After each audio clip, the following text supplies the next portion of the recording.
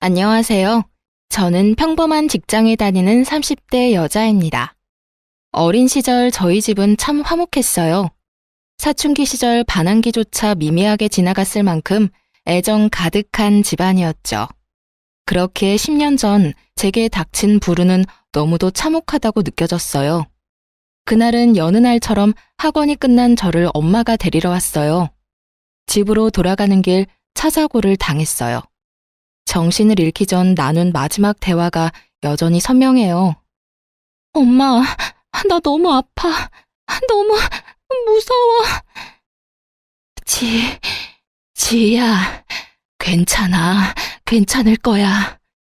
나중에 알고 보니 이웃분께서 사고를 목격해 빠르게 조치를 취해준 덕에 저는 늦지 않게 치료를 받을 수 있었어요.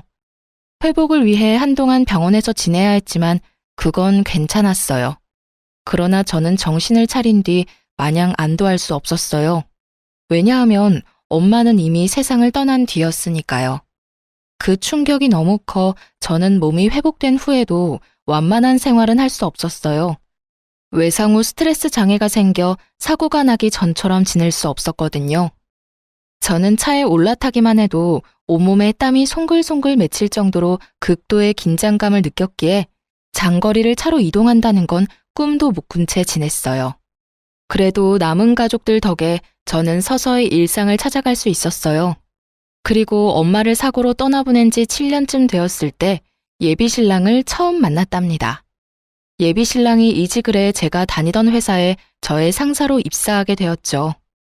안녕하세요. 김성훈입니다. 앞으로 잘해봅시다.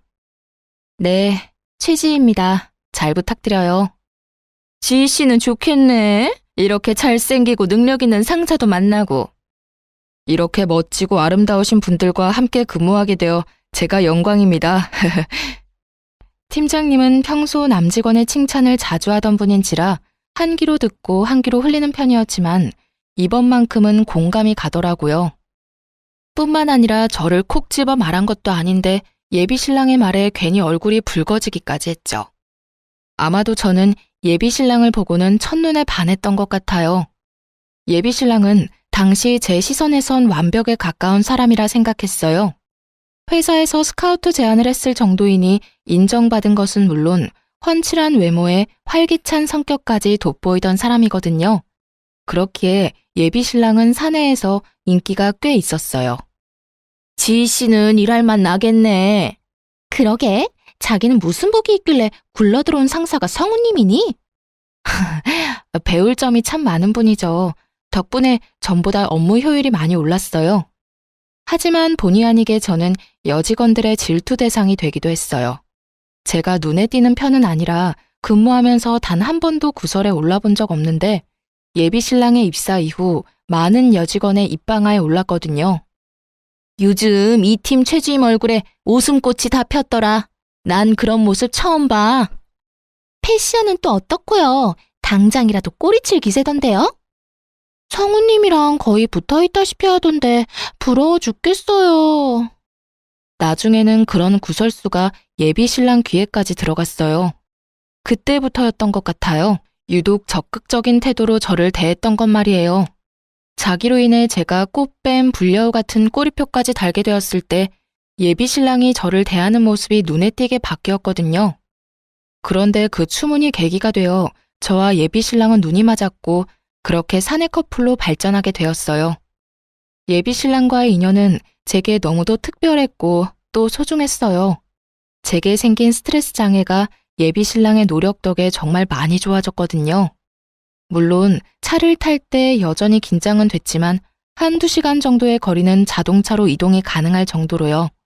거기다 예비신랑은 우리 가족에게도 각별했어요.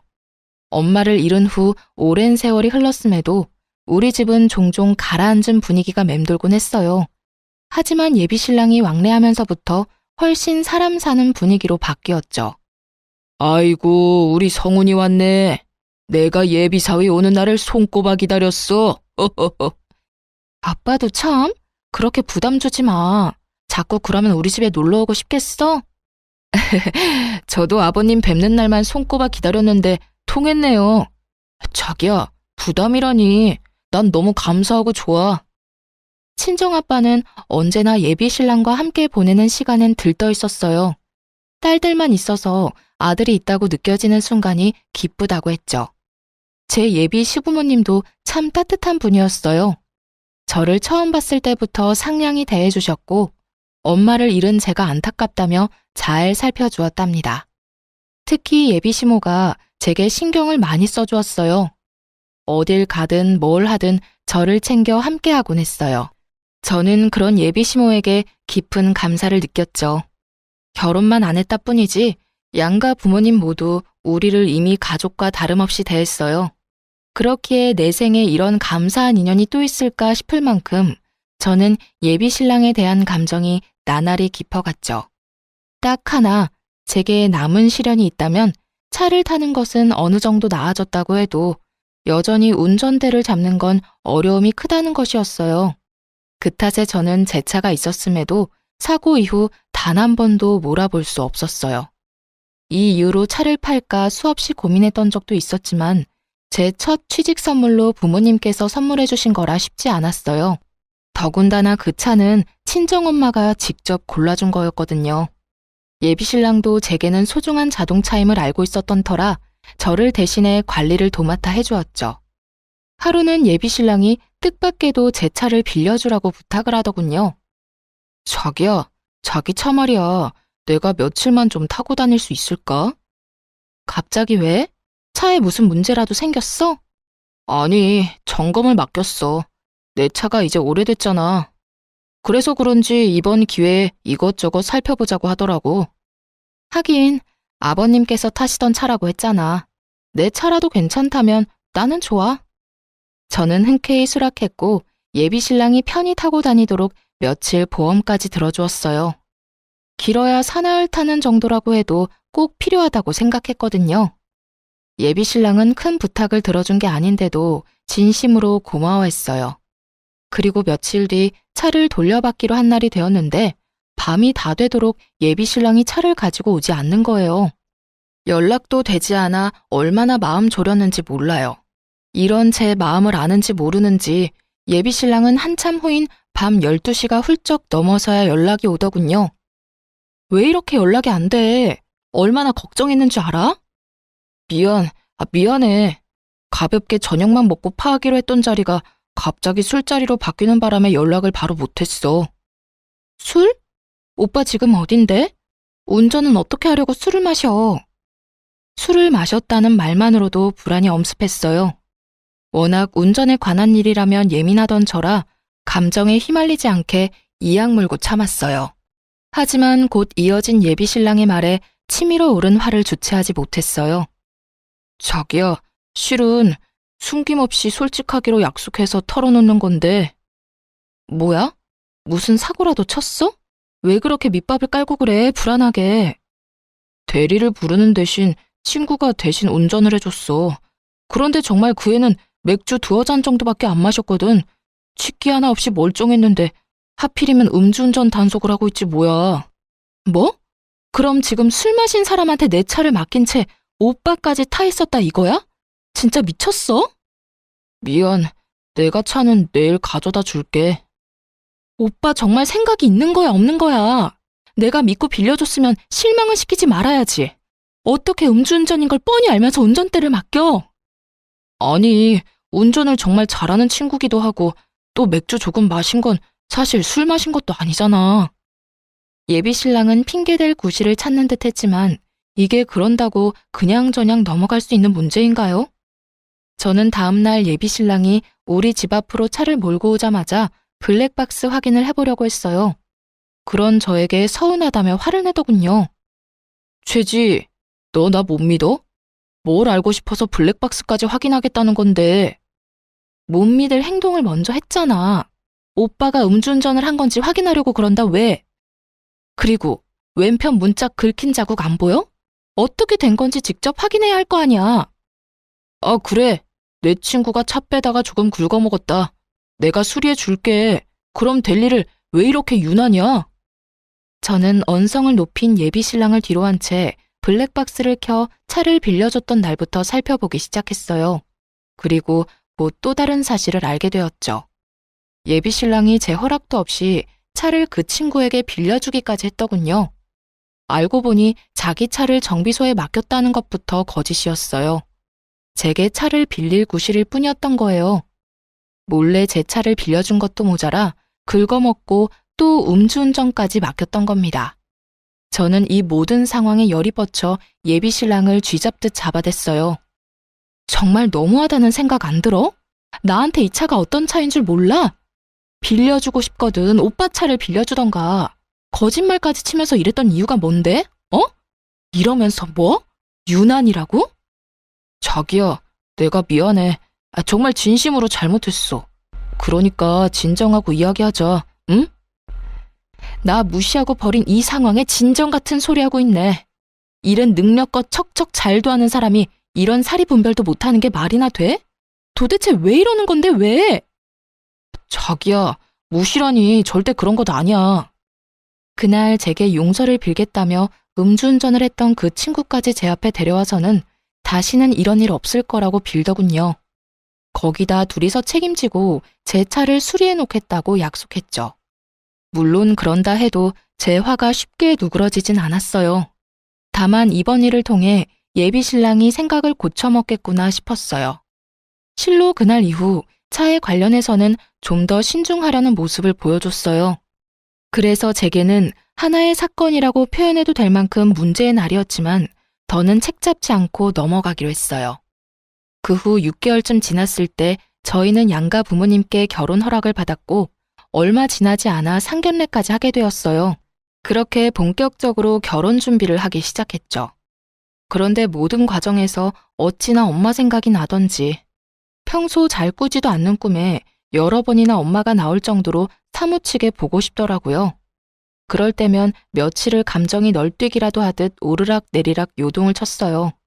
결혼을 앞둔 사람들은 싱숭생숭한 마음이 들기도 한다던데 그 때문이라 여기며 저 스스로 다독여가며 그렇게 결혼 준비를 이어갔죠. 하루는 친언니를 도와 조카들을 놀아주며 시간을 보냈어요. 간만에 누리는 여유라는 생각에 기분이 들떴어요. 그런데 친언니가 툭 던진 몇 마디에 깊은 고민에 빠졌습니다. 지희 너 아직 운전할 생각 없어? 갑자기 그런 건 왜 물어? 언니도 알잖아. 나 아직 운전은 무리라는 거. 그래도 결혼하면 금방 아이도 생길 텐데 괜찮겠어? 꼭 운전해야 할 필요는 없는 거 아니야? 애엄마라고 다 운전하는 것도 아니고 말이야. 꼭이라기보단 엄마가 운전할 수 있다는 게 육아엔 정말 큰 도움이 되거든. 언제가 됐든 운전할 마음이 조금이라도 있는 거면 지금부터 연습해보는 건 어떨까 싶어. 친언니의 말을 부정할 수는 없더라고요. 친언니뿐 아니라 주변에서도 운전하는 엄마들을 심심찮게 볼 수 있으니까요. 더군다나 남편이나 저나 적은 나이는 아니니 1년 정도만 신혼을 즐기고 바로 아이를 낳고 싶었어요. 그러니 친언니의 말에 절로 동요되었죠. 고심 끝에 저는 운전대를 잡아보기로 결정했어요. 못한다고 안 하면 평생 끝내지 못한 숙제로 남을 것 같았거든요. 그래서 친정아빠에게 운전 연수를 부탁했어요. 아빠, 나 운전 연습을 시작하려는데. 그게 정말이야? 그래, 이제 용기 내서 도전해봐야지. 잘 생각했다. 그치? 그래서 말인데 아빠가 좀 도와줘요. 잘 생각했다고 격려하던 아빠는 도와달라는 말에 적잖게 놀란 듯 보였어요. 말까지 더듬으며 말을 이었죠. 내가? 전문가한테 배우는 게 어떨까? 안전을 최우선으로 생각해야지. 아빠랑 몇 번만이라도 같이 연습해보고 자신감 조금 붙으면 그땐 학원 등록해서 연습할게. 제발, 응? 운전대를 잡는다는 생각만으로도 입이 바싹바싹 마르는데 낯선 사람을 옆에 태우고 운전을 한다는 건 제게는 아직 너무도 큰 어려움 같았어요. 그래서 무사고 경력 30년이 넘은 아빠의 도움이 절실했습니다.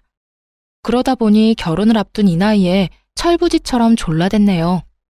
운전으로는 아빠도 베테랑이지 않느냐며 말이에요. 자식 이기는 부모 없다더니 저희 아빠도 제 부탁에 결국은 응해주었어요. 그렇게 주말에 2시간씩 제 차로 연습을 하기로 했답니다. 드디어 첫 운전 연습을 앞둔 전날 밤, 생각만으로도 긴장이 되어 한참이나 뒤척이다 잠이 들었어요. 그 탓인지 저는 꿈까지 꾸게 되었는데요. 그 꿈에는 이전에 왕왕 나오던 친정엄마가 평소와는 다른 모습으로 나왔어요. 다급하고 불안한 표정으로 무슨 말을 하고 싶은 건지 소리도 나지 않는데 연신 입을 뻐끔거리며 말을 하는 거예요. 엄마, 뭐라고? 소리를 내서 말을 해봐. 하나도 안 들려. 꿈속에서 제가 엄마를 등지고 몸을 돌리려는 그때 엄마가 제 손목을 확 잡아 끌며 소리쳤어요. 안 돼! 안 돼! 그 차는 안 돼! 저는 그 순간 번뜩 눈이 떠져 잠에서 깼어요. 결국 운전 연습을 하기로 한 날 아침, 찜찜한 마음에 친정아빠에게 연습을 미루자고 한 뒤 레커차까지 불러 제 차를 정비소로 옮겼습니다. 예비신랑은 주말엔 늦잠을 자는 편이라는 걸 알기에 제 꿈 때문에 쉬는 사람에게 이런 부탁을 하고 싶지는 않더라고요. 다행히 정비소에 도착하자마자 제 차를 점검받을 수 있었어요. 그런데 차를 맡긴 지 1시간도 채 되지 않아 정비사에게 연락이 왔고 저는 정비사의 말에 기함했습니다. 차주님, 이거 차가 완전 엉망진창인데요. 수리하려면 장난 아니겠어요. 네? 그게 무슨... 제 차랑 다른 차가 헷갈리신 거 아니에요? 지금 우리 정비소에 있는 차라곤 차주님 차뿐인데 헷갈릴 거 뭐 있어요? 그나저나 이 차로 운전 연습을 나갔다간 다시는 운전대 잡을 일조차 없을 뻔했어요. 점검 맡기길 천만다행이지. 저는 정비사의 말이 전혀 이해가 가질 않았어요. 최근에 예비신랑에게 빌려준 것 말고는 차에 올라타 본 적도 없는데 사고라니요. 무슨 말씀을 하시는 건지 도통 이해가 안 되네요. 거의 탈 일 없는 차라서 분기마다 꼬박꼬박 점검하는 거 아시잖아요. 어떻게 된 사정인지까진 나도 모르지만 내부만 보면 충돌 사고가 있었던 모양이에요. 이 정도로 망가지려면 사고도 꽤 컸을 것 같은데. 그 말을 듣는 순간 불현듯 떠올랐던 때가 있었어요. 사실 예비신랑이 갑작스럽게 입원했다며 연락이 왔던 적이 있거든요. 저는 정비사에게 양해를 구해 전화를 끊은 뒤 곧장 예비신랑에게 찾아갔어요. 잠이 덜 깼는지 부스스한 몰골로 현관을 열어주더군요. 저는 그런 예비신랑에게 물었습니다. 오빠, 입원했던 이유가 뭐라고 했었지? 갑자기 찾아와선 무슨 소리를 하는 거야. 태어난 지가 언젠데 그런 걸 물어. 내 차 말이야. 오늘 정비소에 맡겼는데 내가 이상한 소리를 들었어. 뭐? 갑자기 정비소에 차를 왜 맡겨? 그걸 어떻게 정비소까지 가지고 왔는데? 예비신랑은 제 차 얘기가 나오자마자 잠이 번뜩 깨는지 놀란 토끼 눈이 되어서는 묻더라고요. 저는 화를 누른 채 정비소에서 들은 이야기를 꺼냈어요. 하지만 예비신랑은 자신이 아니라며 어찌나 잡아떼던지 입원했던 걸 몰랐다면 깜빡 속을 정도였다니까요. 왜 맡겼는지는 중요한 게 아니야. 내가 사장님한테 이상한 소리를 들었어. 차 상태가 안 좋다는데 오빠 뭐 아는 거 없어? 차가 어디가 어떻게 이상하다는데? 설마 너 날 의심하는 거야? 응. 오빠 말곤 내 차를 타는 사람도 없고 오빠만큼 내 차를 잘 아는 사람도 없으니까. 내 차가 사고 차량 같다는데 어떻게 된 거야? 내가 그걸 어떻게 알아? 사고 차량이라니 말도 안 되잖아. 그리고 내가 이런 의심이나 받자고 그동안 널 대신해서 관리해준 줄 알아?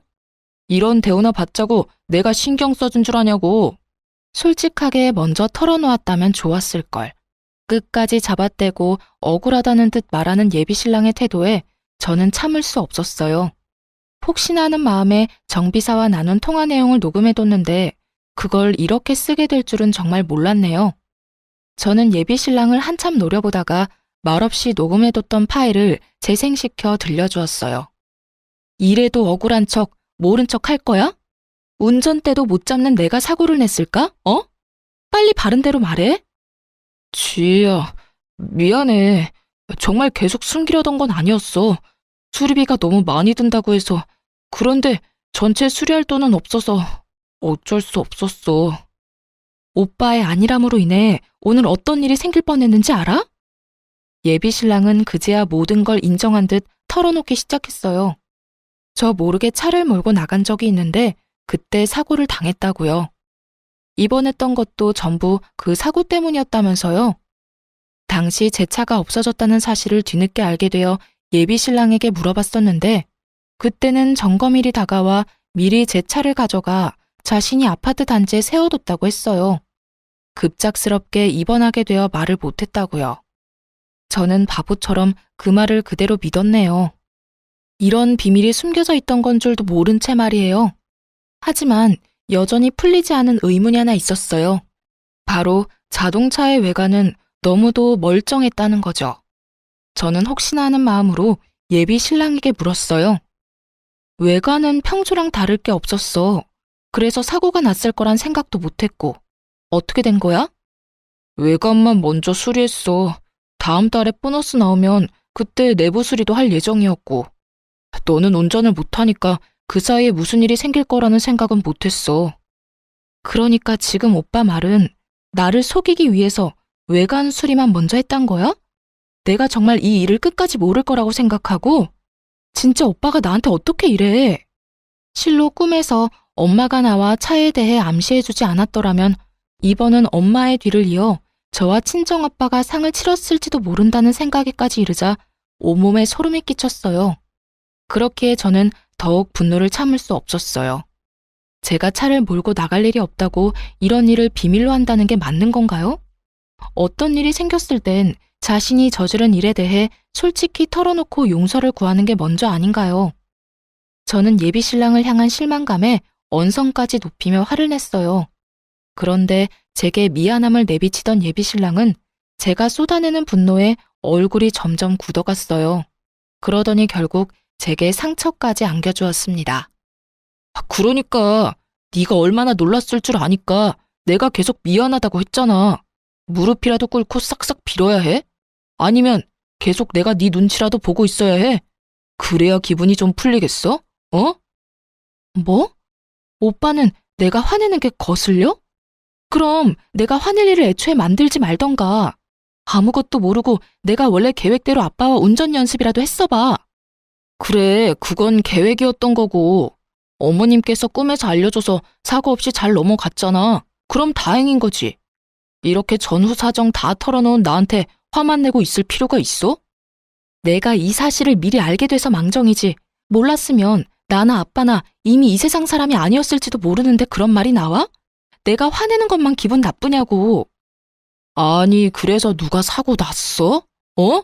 그런 것도 아닌데 왜 오버야? 미안한 마음 싹 사라지게 왜 이렇게 성질나게 하냐 넌?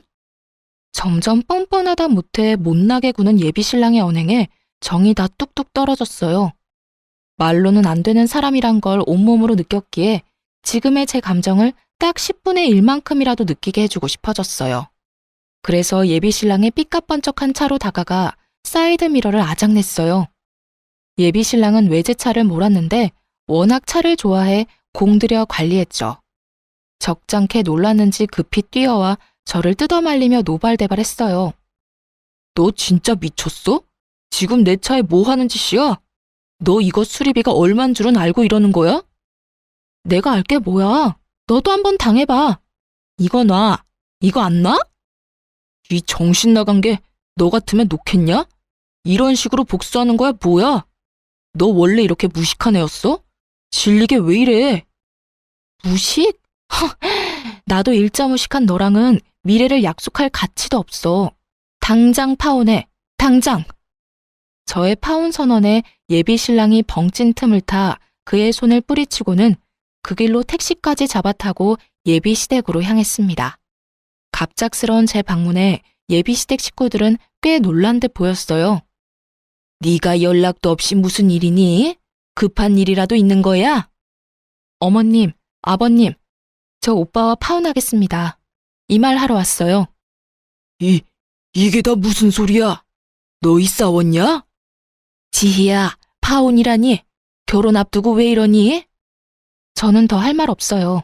정 궁금하시면 오빠한테 직접 물어보세요. 제 의사를 표명한 뒤 예비 시댁을 나서기 위해 현관을 향해 걸어가는데 예비 시부모님께서 다급히 일어나서는 저를 붙잡았어요. 그 이유는 예비 신랑에게 전해 들은 바도 없고 또 이리도 무례한 태도로 파혼까지 운운했다는 거였어요. 그런 말을 쏟아내는데 어찌나 밉던지 저는 욱하는 마음에 소리치고 말았습니다. 지희 너 우리 무시하니? 파혼이 애들 장난이야? 이유를 말해야 우리도 생각이란 걸 해볼 것 아니야? 애들 장난이 아니니까 하겠다는 거예요. 당신의 아들 때문에 오늘 나와 내 아버지가 하마터면 이승과 작별할 뻔했다고. 그래서 끝이에요. 알겠어요? 제 말에 무슨 뜻이냐며 묻는 예비 시부모님을 뒤로 한 채 저는 그곳을 나와 집으로 돌아갔어요. 하지만 파혼 선언을 했다고 모든 게 끝난 건 아니었어요. 예비 신랑이 수차례나 찾아와서 파혼할 수 없다며 반대했거든요. 자기야, 내가 그때는 경황이 없어서 그랬어. 도둑이 제발 저린다고 나도 딱 그랬던 거지. 그러니까 넓은 마음으로 한 번만 용서해줘. 응? 용서? 오빠가 그랬잖아. 아무도 안 다쳤으니 된 것 아니냐고.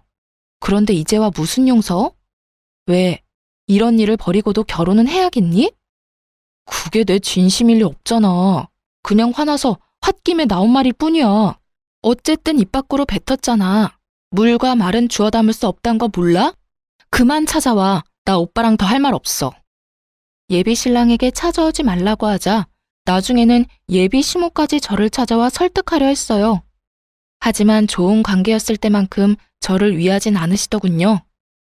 지희야, 우리가 좀 돈독했니? 나도 다 이야기 들었어. 네가 얼마나 놀랐겠니? 어떤 마음이었을지 충분히 이해한다. 내가 그 사실 알고 아주 혼쭐을 냈어. 그러니 이만 노여움 풀어주렴. 이게 혼 좀 낸다고 나아지는 문제는 아니잖아요.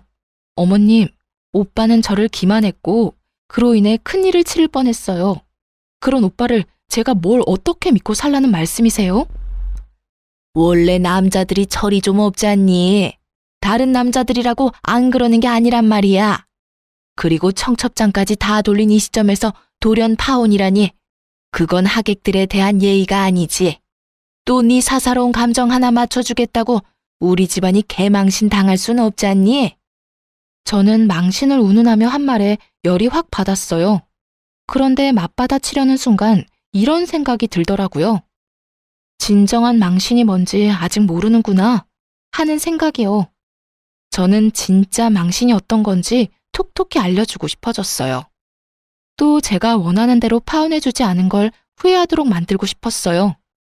그래서 생각할 시간이 필요하다고 예비 시모를 돌려보냈고 며칠 뒤 예비 시댁을 찾아가 파혼을 무르겠다고 말했어요. 우스운 건 저를 설득하겠다며 찾아왔을 땐 할 말 안 할 말 가리지 않고 다 했으면서 막상 파혼하지 않겠다고 하니 그제야 제 눈치를 살살 보더군요. 그뿐일까요?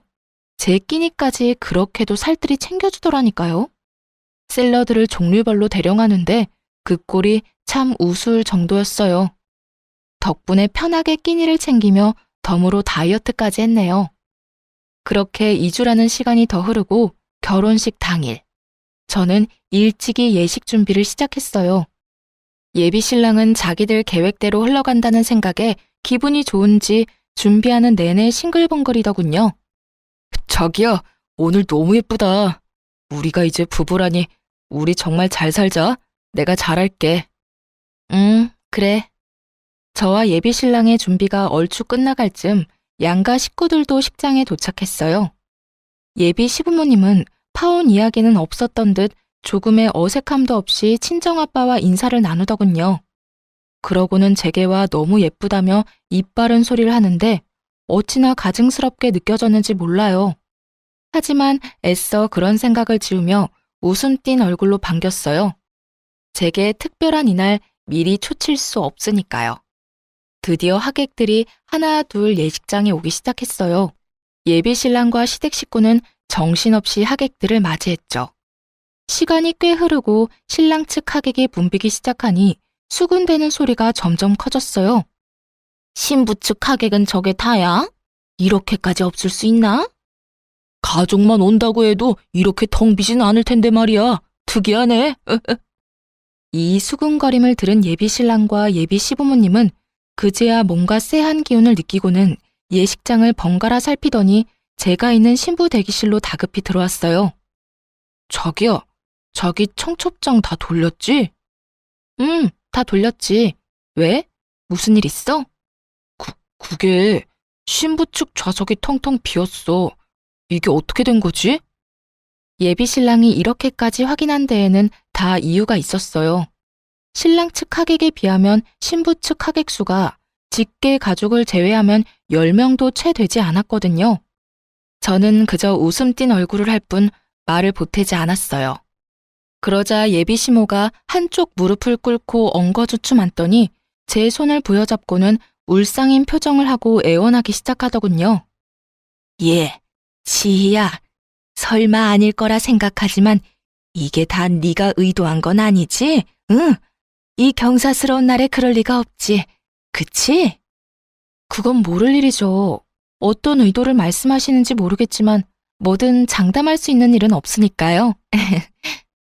파혼한다고 했다가 물은 이유가 다 있는 거지. 너 정말 지희야, 무슨 생각을 하던 그건 아니야. 제발 결혼식은 성황리에 잘 마치자꾸나, 응? 예식 끝나고 후에 상의를 해도 늦지 않잖니? 엄마, 뭔 소리야 그게. 좀 알아먹게 말을 해봐. 뭘 예식 끝나고 상의한다는 건데? 상황 파악이 안 되면 입 다물고 꿇어. 지희야, 아가, 제발 예식을 망치지 말아다오. 이렇게 부탁할게. 우리 체면 좀 지켜주렴. 예비 신랑까지 제 앞에 무릎 꿇자 사회자가 예식의 시작을 알렸어요. 하지만 예비 시모는 제 대답을 기다리는지 일어날 생각이 없어 보였죠. 그래서 저는 여전히 웃음 띤 얼굴을 유지한 채 대답했어요. 어머님, 괜한 걱정 마시고 일어나세요. 어머님 말씀대로 성황리에 잘 맞춰요, 우리. 그래, 고맙다, 지희야. 고마워. 그럼 난 너만 믿고 먼저 식장에 들어가마. 제 말에 안심이 됐는지 예비 시모는 예비 시부와 함께 호란으로 향했어요. 예비 신랑은 도대체 무슨 상황인 줄 모르겠다며 고개를 절레절레 흔들더니 곧 직원의 안내에 따라 자신의 위치로 돌아갔죠. 그렇게 모든 준비가 끝나고 제 파혼식은 시작되었습니다. 결혼식 순서에 맞춰 저는 순순히 응했어요. 그리고 신랑 신부의 혼인서약 순서, 신랑은 씩씩하게도 서약서를 낭독하더군요. 곧 제 차례가 되었고 저는 혼인서약 대신 파혼 선언을 했어요. 이 자리를 빌려 꼭 하고 싶은 말이 있습니다. 저는 제 연인인 성훈 씨와 파혼하고자 합니다. 자기야, 이게 무슨 소리야? 뭐 하는 거야? 얼마 전 저는 파혼을 하겠다는 의사를 밝혔지만 어머님께서 결혼 소식을 알린 상태에서 파혼 소식을 전하는 건 개망신이라며 극구 반대하셨습니다. 그래서 성훈 씨 가족들을 대신해 제가 직접 이 자리에서 표명합니다. 말을 마친 저는 예비 신랑의 뺨을 내리치는 것으로 피날레를 장식했습니다. 제 파혼 발표에 예비 시댁 식구들은 사색이 되었어요. 뒤늦게 정신 차린 예비 시모는 뭔가 잘못된 거라며 고래고래 소리쳤지만 신랑 측 하객들은 하나 둘 자리를 떴어요. 예비 시모는 이럴 순 없다며 땅을 치며 한탄했지만 이미 늦은 후였죠. 저는 그 사이 예비 신랑에게 예식 비용 청구서까지 집어던지고는 유유히 예식장을 나왔네요. 사실 예비 시부모에게 파혼하지 않겠다고 이야기한 날 오전, 저는 모든 하객에게 파혼하게 되어 결혼식이 무산되었음을 미리 알렸어요. 그 후 정말 친한 친구에게만 파혼식에 자리를 좀 채워달라고 부탁했던 거였어요. 그래야 모양새가 그럴싸할 테니까요. 홀가분한 마음으로 집에 돌아오니 그제야 전화가 불나게 왔어요. 하지만 저는 가족들에게 상황을 알리고 전원을 꺼버렸어요. 그러자 다음날 전 남친은 저의 집까지 찾아왔더군요. 문을 열지 않으면 부수고 들어올 기세로 제 이름을 고래고래 부르며 행패를 부렸어요. 저는 이제 정말 관계의 종지부를 찍기 위해 맞섰죠. 남의 집에 찾아와서 곱게 기다릴 것이지 왜 무식하게 행패야 행패는. 내가 오빠 무서워서 문 걸어 잠그고 모르쇠 할까봐? 야, 내가 그렇게 비위 맞추면서 잘해줬는데 결혼식을 그딴 식으로 망쳤어야 했냐? 네 막장 연극 때문에 우리 가족은 창피해서 이제 어디 다닐 수가 없게 생겼다고. 알아? 그러게, 내가 우리 관계 끝이라고 파혼하자 할 때 인정하고 좋게 끝냈으면 그런 일도 없었겠지. 오빠도 오빠네 식구도 나를 쥐락펴락하려다 그 꼴 난 거라는 걸 아직도 몰라? 너, 내가 명예훼손으로 신고할 거야. 어디 언제까지 큰 소리 칠 수 있는지 한번 보자고. 어디 할 수 있으면 해봐. 나도 오빠 손괴죄로 고소하면 그만이야. 맞고소 당하고 싶으면 해봐. 해보자고. 뭐? 손괴죄? 타지도 못하는 차 좀 망가진 걸로 찌질하게 왜 이래 진짜.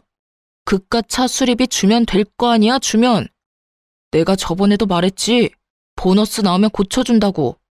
괜히 트집 잡을 거 없으니까 차 들먹이는 거 누가 모를 줄 아냐?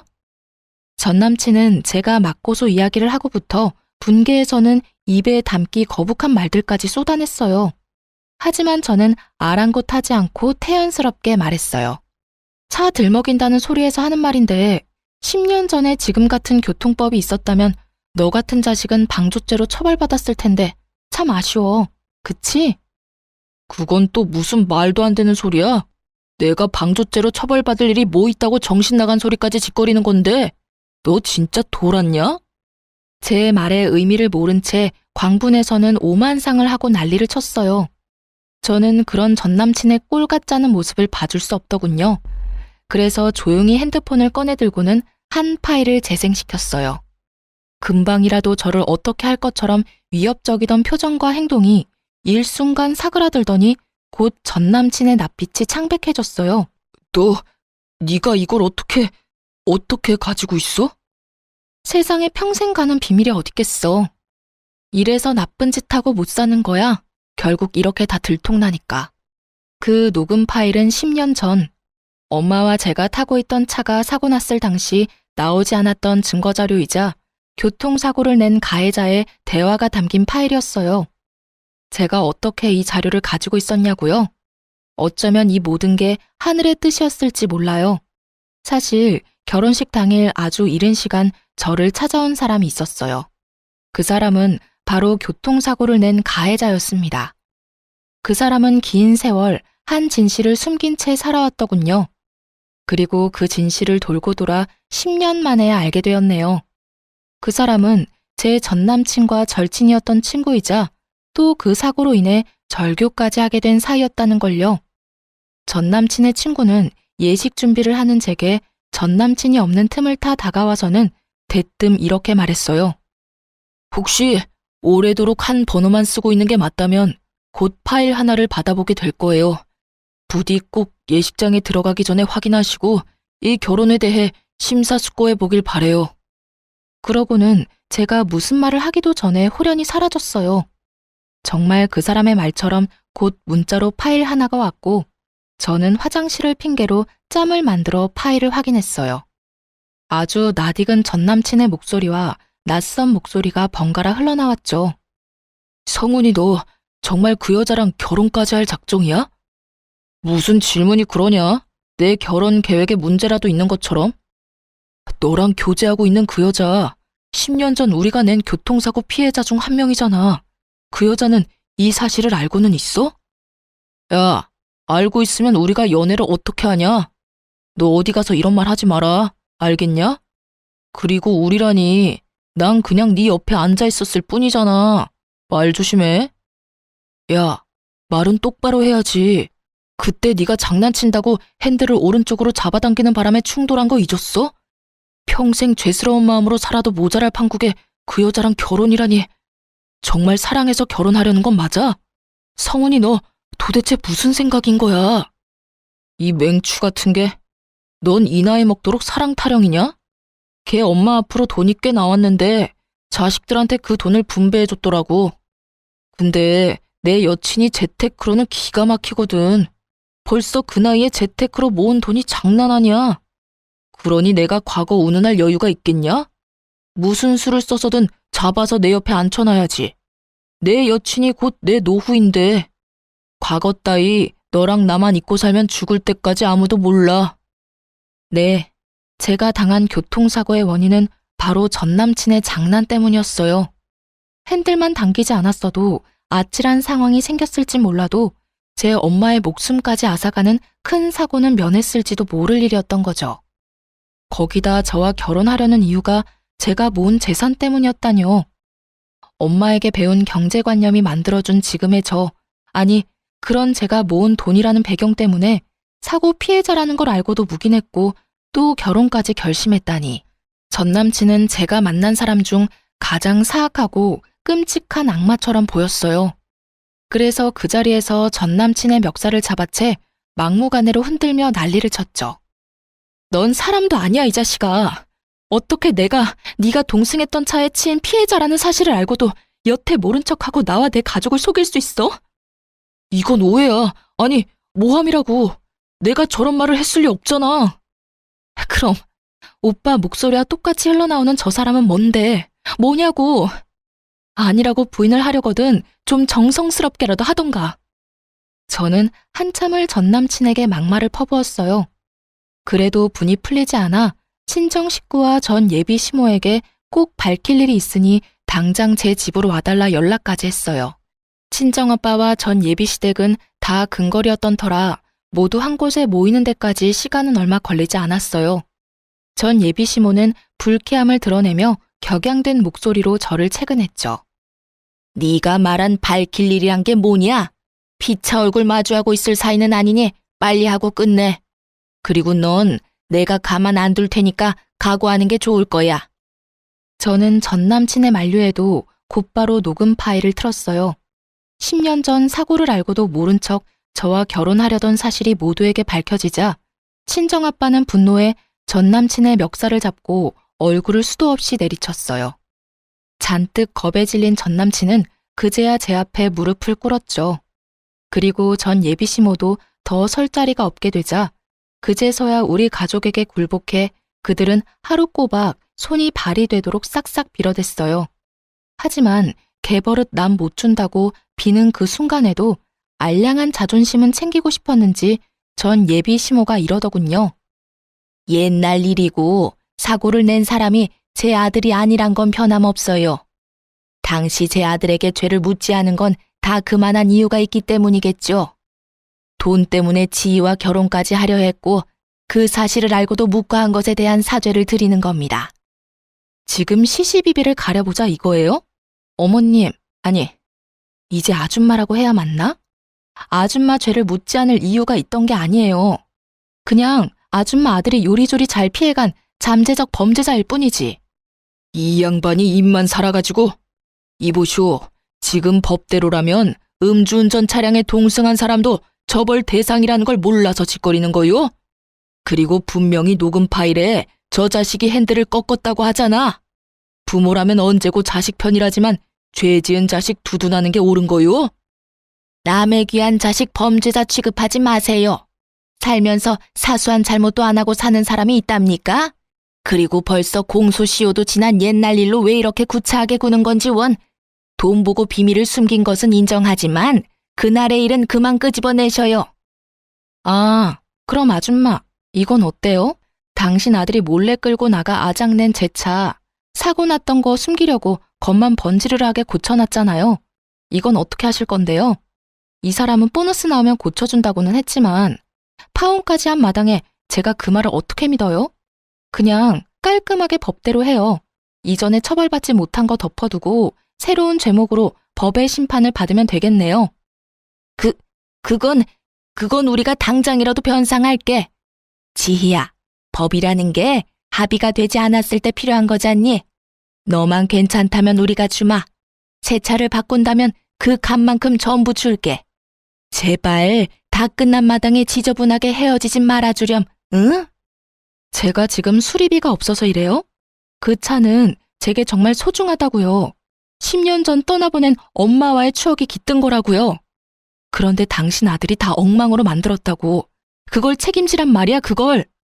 미안하다. 그건 정말 미안해. 내가 어떻게 해주면 되겠니? 법적으로 하겠다고 무섭게 굴지만 말아주렴. 부탁이야. 내 아들 파혼까지 당한 마당에 더 꼬이게 할 순 없잖니? 그제야 전 예비 시모는 파혼당한 것을 순순히 인정했어요.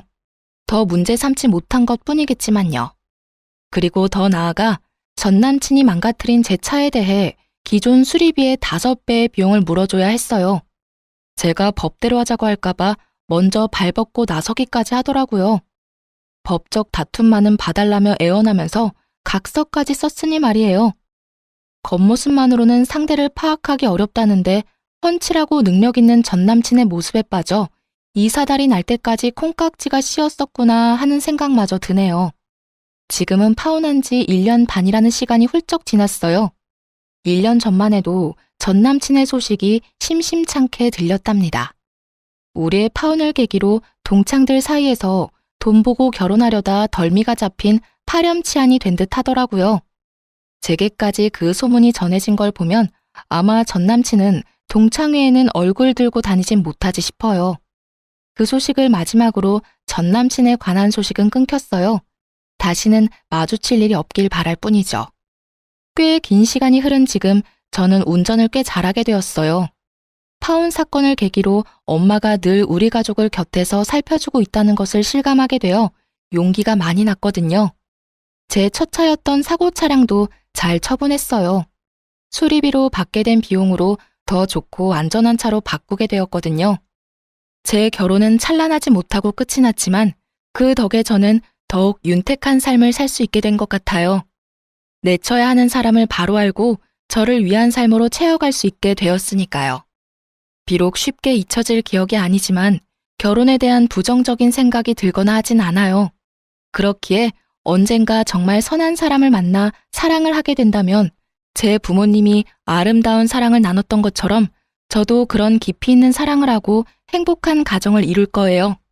마지막으로 하늘에서 지켜보고 있을 엄마와 먼 훗날 재회를 하게 되었을 때 엄마 덕에 내 삶은 평안했다고 고맙다고 말해주고 싶네요. 그럼 시청자분들의 안녕을 기원하며 이만 마칩니다. 긴 사연 들어주셔서 너무 감사합니다.